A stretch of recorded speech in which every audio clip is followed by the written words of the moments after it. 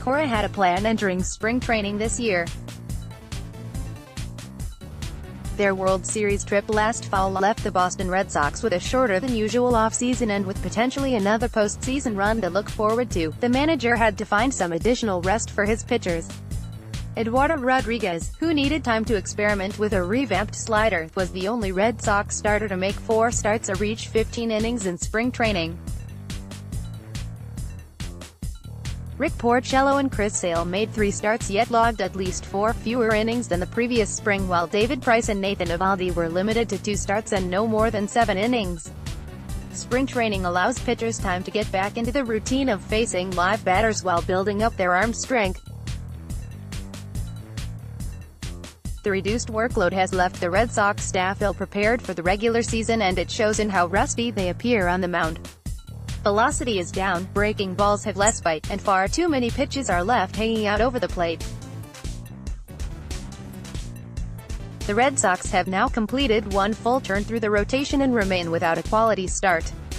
Each starter has been tagged for 4 runs, including Sale's opening day meltdown in which he was shelled for 7 earned runs in only 3 innings. It's damning with faint praise to call Price's outing the best of the batch when he gave up 4 runs and was one of 3 Red Sox starters to allow 3 home runs. Boston set a dubious record by allowing 11 home runs in the series in Seattle, the most ever by a defending World Series champion in the first 4 games of a season. Needless to say, this is not how we envisioned one of the best rotations in baseball opening the season, and explains the pitiful 1-4 record that places them in the basement of the AL East. Does this mean the sky is falling and all hope is lost? Of course not. The Red Sox are only 3 games behind the division-leading Tampa Bay Rays, and they have 158 more games to close that gap. A slow start doesn't necessarily mean a team is doomed. Red Sox Notes reminds us that the 1998 New York Yankees sputtered out to a 1-4 start only to end with a franchise record 114 wins and a World Series title.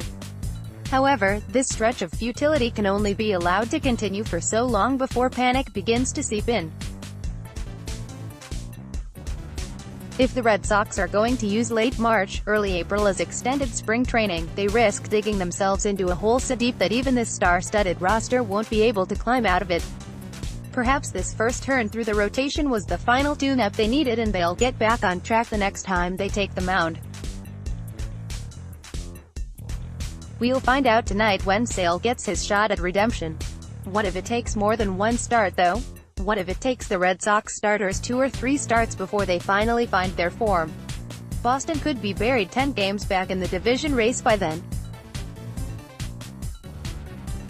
Next, Red Sox Roundtable 2019 predictions. Baseball players are creatures of habit, and Cora has toyed with a schedule these pitchers are accustomed to. The decision was made with good intentions but comes with a risk that may have been overlooked. This plan may ultimately pay off if it ensures the rotation is strong enough to pitch deep into October again.